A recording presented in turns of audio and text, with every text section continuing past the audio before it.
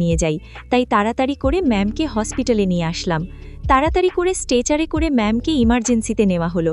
Doctor দেখে কিছুক্ষণ পর বের হলো আর আমালে বলল, রোগীর সাথে কি আপনি এসেছেন? আমি, জি। ডাক্তার, শুনুন, উনি অতিরিক্ত মানসিক চাপ নিচ্ছেন। অতিরিক্ত চাপ নেওয়ার কারণে অজ্ঞান হয়ে গেছিল। উনি যেন আর একটুও মানসিক চাপ না নেয় সেদিকে ভালো করে খেয়াল রাখবেন, কারণ এরপর এরকম হলে বড় কিছু ঘটে যেতে পারে। এবার তো বেঁচে গেছে, উনি এখন রেস্ট নিক, কয়েক ঘন্টা পর ওনাকে বাসায় নিয়ে যেতে পারবেন। আমি, ওকে ডক্টর, থ্যাংক ইউ। বলেই ডাক্তার চলে গেলেন। আমি ভাবলাম আর ম্যামকে এসব মনে করানো যাবে না। ম্যাম কিছু মনে করতে গেলেই উনিই মানসিক চাপ নিচ্ছেন। আমি আর ওনাকে কিছু মনে করাতে যাব না। আমার ভালোবাসাকে আমি স্যাক্রিফাইস করব। ম্যাম আমার কাছে আছে, বেঁচে আছে, এটাই আমার কাছে অনেক। এসব ভাবতেই চোখ থেকে 2 ফোঁটা পানি গড়িয়ে পড়ল। একটু পর হঠাৎ নার্স এসে জানালো, রোগী এখন একটু সুস্থ বোধ করছেন, আপনি চাইলে দেখা করতে পারেন। আমি ধীরে ধীরে উঠে দাঁড়ালাম। পা দুটো যেন ভারী হয়ে গেছে। ভিতরে ঢুকে দেখি ম্যাম চোখ বন্ধ করে শুয়ে আছেন, মুখটা একেবারে শান্ত কোমল। আমি কাছে গিয়ে চুপচাপ বসে পড়লাম।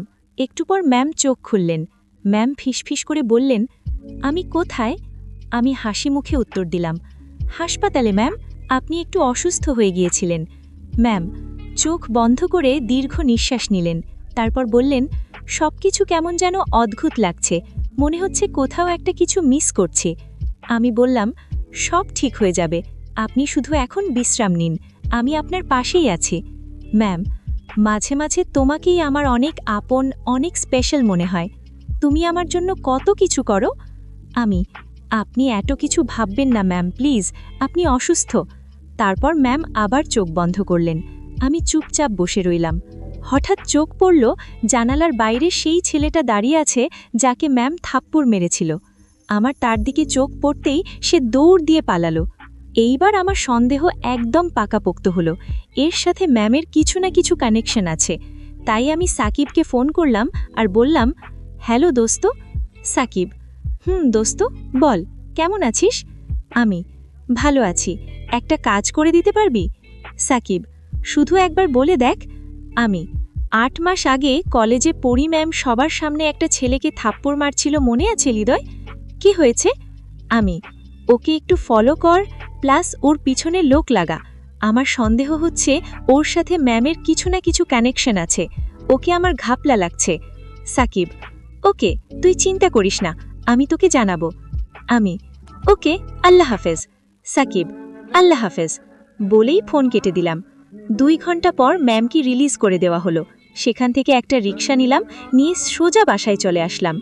আম্মু জিজ্ঞাসা করলো এত দেরি হলো কেন, কিন্তু আমি ম্যামের অজ্ঞান হওয়ার ব্যাপারটা লুকালাম। ম্যাম ওনার রুমে চলে গেল আর আমি আমার রুমে আসলাম, এসে ফ্রেশ হয়ে নিলাম। এদিকে সন্ধ্যাও হয়ে গেছে। আমি আমার রুমে বসে ছেলেটার কথা ভাবছি। হঠাৎ ম্যাম এসে আমার দরজায় নক করলেন। আমি কিছুটা চমকে উঠে বললাম, কে? দরজা একটু ফাঁকা হয়ে গেল। দেখি ম্যাম দাঁড়িয়ে আছেন, একেবারে নরম এক চেহারায়। ওনার চোখে একটা অদ্ভুত প্রশান্তি, আর কণ্ঠটা যেন আবেগে গলে গেছে। উনি বলে উঠলেন, ভিতরে আসতে পারি? আমি হতবাক হয়ে গেলাম। ম্যাম নিজেই আমার রুমে এসেছেন। আমি দ্রুত উঠে দাঁড়ালাম। জি ম্যাম, প্লিজ আসুন। উনি ধীরে ধীরে ঘরের মধ্যে এলেন, তারপর আমার খাটে এসে বসে পড়লেন। আমিও কেমন যেন চুপ হয়ে গেছি, ঠিক বুঝতে পারছিলাম না ম্যাম কেন এসেছেন।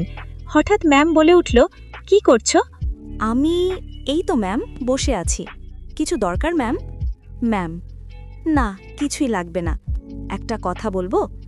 আমি মাথা নেড়ে বললাম, অবশ্যই বলুন ম্যাম, কি বলবেন?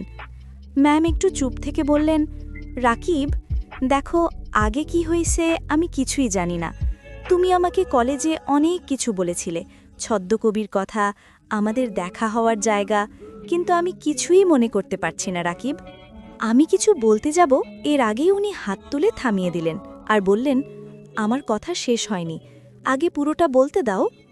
তারপর উনি আবার বলতে লাগলেন, আমি ঠিক জানি না আগে কি ছিল, বা আমি কাকে ভালোবাসতাম, বা কি ঘটেছিল আমার আর ছদ্মবেশী কবির মধ্যে, কিন্তু রাকিব, আমি এখন শুধু এটাই বুঝি যে তোমার পাশে থাকলে আমি নিরাপদ অনুভব করি। তুমি পাশে থাকলে আমার হৃদয়ের ভিতরটা কেমন নরম হয়ে যায়। তুমি আমার এত কেয়ার করো যা আমার কাছে তোমাকে খুব স্পেশাল করে তুলেছে। ম্যামের কথা শুনে আমার গলা শুকিয়ে গেছে, বুক ধরফর করছে, আমি কিছুই বলতে পারছি না। ম্যাম আবার বলে উঠলেন, এই কয়েকদিনে তুমি এবং তোমার ফ্যামিলি আমাকে কত আপন করে নিয়েছে, তাই আমি চাই তুমি আমার সব সময় পাশে থাকো। আমি চাই তুমি আমার হয়ে যাও। আমি তোমাকে ভালোবাসতে চাই। তুমি কি আমাকে একটু ভালোবাসা দিবে? আমি কেমন যেন স্থির হয়ে গেলাম। আমি কল্পনাতেও ভাবিনি ম্যাম এমনভাবে আমাকে ভালোবাসার প্রস্তাব দেবেন। কি ভাবলাম আর কি হয়ে গেল! কয়েক মিনিটেই আমার জীবনের মোড় ঘুরে গেল। ম্যাম ছদ্মবেশী কবি ভুলে বর্তমানে যে ছদ্মবেশী কবিকেই ভালোবেসেছে সেটা উনি জানেনই না। আমি তো এটাই চেয়েছিলাম। আমি থতমত হয়ে বললাম, ম্যাম, আমি কি বলবো বুঝতাছি না। ম্যাম, প্লিজ আমাকে ফিরিয়ে দিও না। আমি তোমার কাছেই আমার শান্তি খুঁজে পাই। আমি, কিন্তু ছদ্মবেশী কবি? ম্যাম, তার কথা আমার মনে নেই, আর আমি অতীত মনেও করতে চাই না। আমি বর্তমান নিয়ে বাঁচতে চাই। আমি তোমার সাথে বাঁচতে চাই। আমি, ম্যাম, সত্যি কথা বলতে আমিও আপনাকে অনেক ভালোবাসি। আমিও সবসময় আপনার পাশেই থাকতে চাই, ছায়া হয়ে। ম্যাম, তুমি আমার ছায়া হয়ে থেকো, আর আমি তোমার আলো হয়ে থাকব। বলেই ম্যাম আমার হাতের উপর হাত রাখল। ম্যামের হাতের স্পর্শে আমার সমস্ত শরীরে আগুন জ্বলে উঠল। ঘরের নরম আলোয় তার চোখ দুটো যেন তারার মতো জ্বলছিল। আমি ধীরে ধীরে তার দিকে এগিয়ে গেলাম। আমাদের শ্বাস-প্রশ্বাস যেন একসাথে মিশে যাচ্ছিল। ম্যাম ফিসফিস করে বললেন, রাকিব, আমি কিছুক্ষণ আগেও ভাবতে পারিনি তুমি আমার এত কাছে আসবে। আমি ম্যামের গালে হাত রেখে বললাম, আপনি কি জানেন ম্যাম, আমি কতদিন এই মুহূর্তের স্বপ্ন দেখেছি? ম্যাম আর নিজেকে সামলাতে পারলেন না। ধীরে ধীরে আমার ঠোঁটের দিকে এগিয়ে আসলেন। আমাদের ঠোঁট যখন প্রায় স্পর্শ করছে, ঠিক তখনই ম্যাম আবার লজ্জায় মুখ লাল করে ফেললেন আর আমার বুকে মাথা লুকালেন। আমিও ম্যামকে এবার শক্ত করে জড়িয়ে ধরলাম। ম্যাম আবার বুকে চুপচাপ মাথা রেখে হৃদয়ের কথা শুনতেছে। হঠাৎ ম্যাম আমাকে বলল, ধীরে ধীরে আমার ঠোঁটের দিকে এগিয়ে আসলেন। আমাদের ঠোঁট যখন প্রায় স্পর্শ করছে, ঠিক তখনই ম্যাম আবার লজ্জায় মুখ লাল করে ফেললেন আর আমার বুকে মাথা লুকালেন। আমিও ম্যামকে এবার শক্ত করে জড়িয়ে ধরলাম। ম্যাম আবার বুকে চুপচাপ মাথা রেখে হৃদয়ের কথা শুনতেছে। হঠাৎ ম্যাম আমাকে বলল, রাকিব, চলো ছাদে যাব। একান্তে দোলনায় তোমার কাঁধে মাথা রাখতে ইচ্ছে করছে। আমি অবাক হয়ে ম্যামের মুখের দিকে তাকালাম। মনটা একদম কেমন করে উঠল। আমি আস্তে করে বললাম, ঠিক আছে, চলেন ম্যাম। আমরা দুজনেই ধীরে ধীরে ছাদের দিকে এগিয়ে গেলাম। পুরো বাড়িটা নীরব, শুধু দূরে কোথাও ব্যাঙের ডাক শোনা যাচ্ছে। ছাদে ওঠার পর ঠান্ডা বাতাস ম্যামের চুলগুলো উড়িয়ে দিচ্ছে। আঁচলটা সামলে নিয়ে ম্যাম হেসে আমার দিকে তাকালেন। ছাদের কোনায় ঝুলনা দোলনায় গিয়ে আমি বসতেই ম্যামও চুপচাপ আমার পাশে এসে বসে পড়লেন। ধীরে ধীরে মাথাটা এনে রাখলেন আমার ডান কাঁধে। আমি হাতটা বাড়িয়ে ম্যামের কোমরের চারপাশে জড়িয়ে ধরলাম। চাঁদের আলোয় তার চোখ দুটো কেমন যেন গভীর মনে হচ্ছিল। ম্যাম ফিসফিস করে বললেন, জানো, তোমার কাছে থাকলে নিজেকে একটা ছোট মেয়ের মতো মনে হয়, যে শুধু তোমার ভালোবাসা পেতে চায়। আমি ম্যামের চুলে হাত বুলিয়ে দিলাম। তারপর বললাম, এখন থেকে আমি প্রতিটা মুহূর্তে আপনাকে আগলে রাখব ম্যাম, কোথাও হারিয়ে যেতে দেব না, আর শুধু আপনারই হতে চাই। ম্যাম চোখ বন্ধ করে একটু গভীরভাবে শ্বাস নিলেন। তার ঠোঁট আমার গালের পাশে এসে থামল। এক মুহূর্তের জন্য নিঃশ্বাস বন্ধ হয়ে গেল আমার। তারপর ম্যামের ঠোঁট আমার গালে হালকা করে ছুঁয়ে গেল। ছোট্ট করে আমার গালে পাপ্পি এঁকে দিলেন। হৃদয়ের স্পন্দন যেন একসাথে থেমে গিয়ে আবার দ্বিগুণ গতিতে চলতে শুরু করল। আমি চোখ বন্ধ করে সেই মুহূর্তটা ধারণ করে রাখলাম চিরকাল জন্য। ম্যাম আবার বলে উঠল, ম্যাম, রাকিব সারা জীবন আমাকে এভাবে রাখবে তো? আমি ম্যামের ঠোঁটের খুব কাছে গিয়ে বললাম, আমি এভাবে শুধু আপনার চোখে চোখ রেখে কাটিয়ে দেব সারা জীবন। ম্যাম আবার আমার বুকে মাথা রাখল। তারপর আমি বললাম, ম্যাম, ম্যাম, বলো। আমি প্রতিটা রাত আপনাকে এমন করেই অনুভব করতে চাই। ম্যাম এবার চোখ তুলে তাকালেন আমার দিকে। চোখে কেমন যেন মায়া ভেসে উঠল। ম্যাম, যদি আবার অভিমান করে দূরে চলে যাই? আমি একটু থেমে গেলাম। তারপর তার দিকে আরও কাছাকাছি হয়ে বললাম, যাইতে দেব না। আমি আপনার অভিমানকে প্রতিদিন চুমু খেয়ে ভেঙে দেব। এই কথা শুনে ম্যামের ঠোঁটের কোণে একটুখানি হাসি খেলে গেল। তারপর হঠাৎ তিনি আমার দিকে ঝুঁকে আমার গালে ছোট্ট একটা চুমু দিয়ে বললেন, এটা যেন শুধু আমার জন্যই বরাদ্দ থাকে। আমি ম্যামের হাত আমার বুকে এনে বললাম, এখানে আপনার জন্য একটা জায়গা রিজার্ভ করা আছে, আজীবনের জন্য। আরও কিছুক্ষণ সেখানে একসাথে কাটিয়ে আমি আর ম্যাম নিচে চলে আসলাম। খাওয়ার জন্য রুমে ডেকে গেল। আমি আজকে অনেক খুশি। আম্মু সেটা বুঝতে পেরে আমাকে জিজ্ঞাসা করল, কি ব্যাপার, আজকে দুইজনই এত খুশি কেন? আম্মুর কথা শুনে আমি ম্যামের দিকে তাকালাম, আর ম্যামও আমার দিকে তাকালো। আমাদের চোখাচোখি হলো। তারপর আমি থতমত হয়ে উত্তর দিলাম, কই আম্মু, কিছু না তো। আম্মু, আমি তোর মা, আমাকে ফাঁকি দিতে পারবি না, বল খুশির কারণ কি? ম্যাম দেখি লজ্জায় লাল হয়ে আছে, তাই আমি আম্মুকে বললাম, আচ্ছা পরে বলবো আম্মু, এখন অন্তত খেতে দাও। ওকে বলেই আমি চুপচাপ খেতে লাগলাম। তার খেয়েই যে যার রুমে চলে আসলাম। রুমে শুয়ে আছি, হঠাৎ ম্যাম এসএমএস করল, কি করো, ঘুমিয়ে পড়েছ? আমি, না ম্যাম, ঘুম আসছে না। ম্যাম, তাহলে আমার রুমে আসো। আমি, কেন? ম্যাম, এমনি গল্প। আমি, না, এত রাতে যাওয়া ঠিক হবে না, আম্মু কিছু মনে করবে। ম্যাম, তাহলে আমি আসি। আমি, এই না, মোটেই না, চুপচাপ ঘুমিয়ে পড়েন। ম্যাম, ঠিক আছে, ঘুমিয়ে পড়ছি, কিন্তু একটা শর্তে। আমি, কি শর্ত? ম্যাম, শর্তটা খুব সিম্পল। আমি, কি সেটা শুনি? ম্যাম, শর্তটা খুব সিম্পল। আমি, কি সেটা শুনি? ম্যাম, আমাকে ফোনে 2 গালে 2টা কিস দিতে হবে। আমি ফোনের স্ক্রিনের দিকে তাকিয়ে একটু হেসে ফেললাম। কি বলেন ম্যাম, ফোনে কেউ কিস দেয় নাকি, তাও আবার এত রাতে? বাচ্চাদের মতো কথা না বলে ঘুমিয়ে পড়েন। ম্যাম, কেন, আমার আদর খাওয়ার অধিকার নেই নাকি?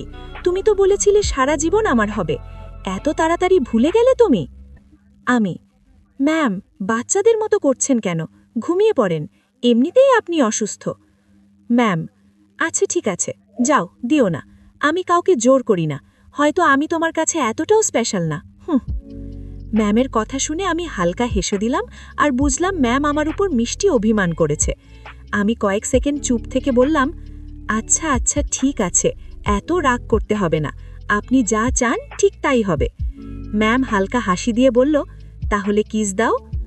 আমি ফোনের মাইকে ঠোঁট এনে আস্তে করে একবার কিস দিলাম।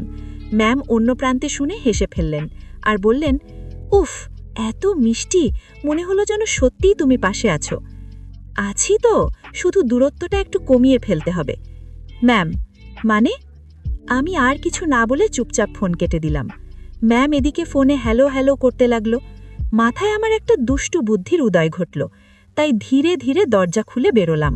করিডরের নরম আলোয় ম্লান, চারদিকে রাতের নীরবতা। ম্যামের রুমের দরজার সামনে দাঁড়িয়ে একবার শ্বাস নিলাম, তারপর হালকা করে দরজায় টোকা দিতেই ভিতর থেকে ফিসফিস কণ্ঠে ম্যাম বলে উঠল, কে? আমি দরজা খুলে ভিতরে ঢুকে বললাম, আপনার সারপ্রাইজ। ম্যাম বিস্ময়ে চোখ বড় করে তাকিয়ে বললেন, আরে রাকিব, তুমি এত রাতে এখানে, প্লিজ যাও, কেউ দেখে ফেলবে। কোনো উত্তর দিলাম না, সোজা গিয়ে তার সামনে দাঁড়ালাম। চুলগুলো কানের পাশে সরিয়ে দিয়ে আস্তে করে বললাম, আদর দিতে এসেছি ম্যাম, এই আদর ফোনে না, এবার রিয়েল হবে। এ কথা বলেই ম্যামের দিকে ঝুঁকে তার ঠোঁটে হালকা কিন্তু গভীর এক কিস দিলাম। ম্যামের চোখ ধীরে ধীরে বন্ধ হয়ে এলো, হাত দুটো আমার কাঁধে রেখে মুহূর্তটাকে আঁকড়ে ধরলেন। আমরা দুজনেই কয়েক সেকেন্ড এভাবেই থেমে রইলাম, তারপর আলগা হয়ে গেলাম। ম্যাম হালকা লজ্জায় পেয়ে বললেন, এই জন্যই এত রহস্য করছিলে? হ্যাঁ, আপনার হাসিটা সামনাসামনি দেখতেই চাইছিলাম। ম্যাম হেসে মাথা নিচু করলেন আর লজ্জায় আমার বুকে মাথা লুকালেন। কিছুক্ষণ পর আমি ম্যামকে আমার বুক থেকে তুলে বললাম, এখন লক্ষ্মী মেয়ের মতো ঘুমিয়ে পড়ুন ম্যাম। ম্যাম, আচ্ছা ঠিক আছে, তুমিও গিয়ে ঘুমিয়ে পড়ো। আমি, okay, good night. Ma'am, good night. বলেই আমি ম্যামের রুম থেকে আমার রুমে চলে এলাম। এসে ঘুমাতে যাব, তখন দেখি আবার সাকিব ফোন করেছে। ফোনটা রিসিভ করতেই আমি বললাম, দোস্ত বল, এত রাতে ফোন করলি যে? সাকিব, তুই আমাকে একটা ছেলের খোঁজ নিতে বলেছিলি না, আমি সেই ছেলের পিছনে লোক লাগিয়েছিলাম, আর এমন একটা নিউজ পাইছি, শুনে আমি নিজেই শকড। ডিটেলসে বল। আসলে 8 মাস আগে। দোস্ত বল, এত রাতে ফোন করলি যে? সাকিব, তুই আমাকে একটা ছেলের খোঁজ নিতে বলেছিলি না? আমি সেই ছেলের পিছনে লোক লাগিয়েছিলাম, আর এমন একটা নিউজ পাইছি শুনে আমি নিজেই শকড। ডিটেলসে বল। আসলে 8 মাস আগে পরি ম্যামের এ অবস্থার জন্য দায়ী ওই ছেলে। ওই ছেলেই পরি ম্যামকে শারীরিকভাবে নির্যাতন করেছিল। সাকিবের কথা শুনে আমার হাতের ফোন কেঁপে উঠল। এক মুহূর্তে মাথার সব রক্ত যেন গরম হয়ে গেল। তারপর আমি বললাম, কি? তুই কি বলছিস এগুলো? হ্যাঁ দোস্ত, আমি নিজের কানে শুনেছি। ওর বন্ধুদের বলছিল ওই মেয়ে এখনও বেঁচে আছে, যাকে 8 মাস আগে মেরে ফেলতে চাইছিলাম। সেদিন কলেজে ম্যাম ওকে থাপ্পড় মারার পর কিছুই বলেনি, কিন্তু পরে সারাক্ষণ ম্যামের প্রতি নজর রাখত আর সুযোগ বুঝে ম্যামের এই সর্বনাশ করেছে। এসবের মাস্টারমাইন্ড হলো ওই শয়তান। আমার চোখ নিমিষেই লাল হয়ে উঠল রাগে। দাঁত চেপে ধরলাম। তারপর বললাম, এই কুত্তার বাচ্চাকে আমি ছাড়ব না। শপথ করে বলতেছি, ওর জীবনটা আমি তছনছ করে দেব। দোস্ত প্লিজ, তুই উত্তেজিত হইস না। উত্তেজিত? তুই এটা শুনে আমাকে কিভাবে শান্ত হতে বলছিস? আমি কিভাবে শান্ত থাকব? সে আমার ম্যামের সাথে যা করেছে আমি তাকে বাঁচতে দেব না। বলেই ফোন কেটে দিলাম। বুকের ভেতর শুধু আগুন আর আগুন। বিছানায় শুয়ে থাকলেও চোখে ঘুম নেই। প্রতিটা মিনিটে মনে হচ্ছিল কাল সকালেই তার বিচার হবে। সারা রাত ছটফট করার পর খুব সকালে ঘুম থেকে উঠলাম। উঠেই আমি আমার চেনা 3 জন বন্ধুকে ফোন দিলাম, রানা, লিমন আর বাবু। ওরা জানে আমি রেগে গেলে কি হয়। ওদেরকে সব জানালাম আর বললাম, শোন, আজকে ওর এক খবর করে দেব। 1 ঘন্টার মধ্যে ওকে খুঁজে বের করা চাই। রানা, ওকে দোস্ত, চিন্তা করিস না, ওর ঠিকুজি বের করছি। বলেই ওরা খুঁজতে বের হলো। আমি দাঁতে দাঁত চেপে বসে আছি, হাতের আঙুল ফাঁক করে টান মারছি যেন নিজেকে সামলাতে পারি, কিন্তু প্রতিটা মিনিটে রাগ বাড়ছে। 1.5 ঘন্টা পর রানা ফোন দিল। তারপর বলল, দোস্ত, ওকে পেয়ে গেছি, কলেজের পেছনের গলিতে সিগারেট খাচ্ছে। দাঁড়া, আমি আসছি। আমি তড়িঘড়ি বের হয়ে গেলাম। কলেজের পিছনের গলিতে যেতেই দেখি রানা, লিমন, বাবু আর সাকিব দাঁড়িয়ে আছে। রানা বলল, দোস্ত দেখ তো, ওই ছেলেটা কি না? আমি দূর থেকে দেখিও দাঁড়িয়ে আছে, হাসাহাসি করছে কারো সাথে। আমার চোখে অন্ধকার নেমে এলো। তারপর আমি বললাম, হ্যাঁ, ওই কুত্তার বাচ্চাই। একটু পর সেও আমাকে দেখতে পেল।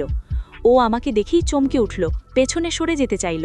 আমি এক দৌড়ে ওর কলার ধরে টেনে আমাদের গাড়িতে তুললাম। তারপর আমরা সবাই মিলে সেই পরিত্যক্ত গ্যারেজে নিয়ে আসলাম, যেখানে ম্যামকে শারীরিকভাবে নির্যাতন করা হয়েছে। ও জায়গাটা দেখেই চমকে উঠল। তারপর আমি বললাম, কি রে, জায়গাটা চিনতে পারছিস?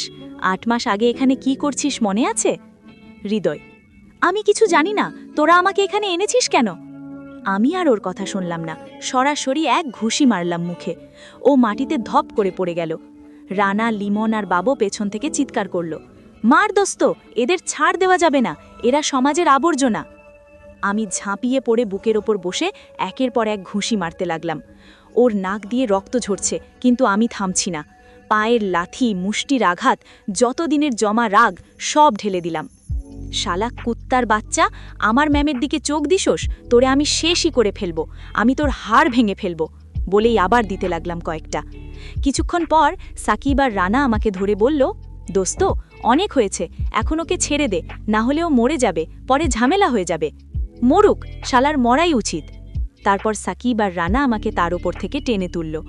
সাকিব আর রানা আমাকে 2 পাশে ধরে রাখল। আমি শেষবার কলার ধরে চোখে চোখ রেখে বললাম, শোন, আর কোনোদিন ম্যামের সাথে কিছু করা তো দূরে থাক, ওনার কাছে গেলেই তোর লাশ কেউ খুঁজে পাবে না। ছেলেটি এত মার খাওয়ার পরও আমাকে বলল, তুই জানিস না কার গায়ে হাত দিয়েছিস, তোকে আমি দেখে নেব। বলার সাথে সাথে ছেলেটির মুখে আরেকটি ঘুষি মেরে বললাম, এই তুই আমারে কি দেখাবি রে, দেখা, এক্ষুনি দেখা। তারপর আমার বন্ধুরা আমাকে সেখান থেকে টেনে বের করে নিয়ে আসলো। এখন একটু রিল্যাক্স লাগছে। তারপর সেখান থেকে সোজা বাসায় চলে আসলাম। এসে দেখি ম্যাম ছাদে চা খাচ্ছে। আমি আগে আমার রুমে গেলাম। ফ্রেশ হতেই দেখি ম্যাম আমার রুমে চলে এলো। এসেই আমাকে বলল, এত সকালে কোথায় গেছিলে? আমি তোমার রুমে আসছিলাম, এসে দেখি তুমি নেই। আমি আর ম্যাডামকে সত্যি কথা জানালাম না, জানালে হয়তো ম্যাম আবার চিন্তা করা শুরু করবে। তাই আমি বললাম, একটা জরুরি কাজে বাহিরে গেছিলাম। কি কাজ? আমাকেও বলা যাবে না? আমাকে বললে সমস্যা কি? আরে না, কোনো সমস্যা নেই, আমার একটা বন্ধু আছে সাকিব, ও ডাকছিল তাই দেখা করতে গেছিলাম। ও আচ্ছা, কিছু খাইছো? না, খাওয়া হয়নি। তাহলে আসো, 1 কাপে 2 জন চা খাই। কি? অবাক হচ্ছ কেন? খাবে না? আজকে এত রোম্যান্টিক মুডে ব্যাপার কি ম্যাম? তুমিই তো আমাকে রোম্যান্টিক বানিয়েছ, সব তোমার দোষ। এখন তোমাকে ছাড়া একটুও ভালো লাগে না। বুঝলাম ম্যাম। এখন চা খাবে নাকি আমি চলে যাব? আরে খাচ্ছি তো ম্যাম, এত রাগ করেন কেন? বলেই ম্যামের হাত থেকে চায়ের কাপটা নিয়ে আমি চুমুক দিলাম। আবার ম্যাম আমার হাত থেকে ওই চায়ের কাপটা নিয়ে আবার ম্যাম চুমুক দিল। ম্যামের ঠোঁটের ছোঁয়া লাগা কাপটা আবার হাতে পেয়ে আমি এক মুহূর্তের জন্য থমকে গেলাম। মনে হলো চায়ের গন্ধের সাথে সাথে ম্যামের হালকা সুগন্ধও মিশে গেছে। হঠাৎ করেই মাথায় একটা উষ্ণ ঢেই বয়ে গেল। ম্যাম হালকা হাসি দিয়ে বলল, কি হলো? এমন করে কি দেখছো? কাপের ভেতরে কোনো ফুল ফুটছে নাকি? আমি বললাম, ফুল না ম্যাম, মনে হয় প্রেম ফুটছে। ম্যাম ভুরু কুচকে চায়ের চুমুক দিয়ে বলল, এত মিষ্টি কথা বলো কেন তুমি? আমাকে লজ্জা দাও কেন? আমি হালকা ঠাট্টা করে বললাম, আপনাকে লজ্জা দিতে আমার ভালোই লাগে ম্যাম। আপনি লজ্জা পেলে চোখের চাহনিটা অন্যরকম হয়ে যায়। ম্যাম একদম তাকিয়ে রইল আমার দিকে, চুপচাপ। তারপর আস্তে করে কাপটা টেবিলে রেখে বলল, জানো, তোমাকে যত বেশি দেখি তত বেশি মনে হয় তোমাকে ছাড়া থাকতে পারবো না। আমি মুচকি হেসে বললাম, তোমাকে ছাড়া কখনো থাকতে হবে না ম্যাম। আরও কিছুক্ষণ কথা বললাম ম্যামের সাথে। তারপর আম্মু ডেকে গেল আমাদের নাস্তা করার জন্য। নাস্তা শেষ করে আমি আবার রুমে চলে এলাম।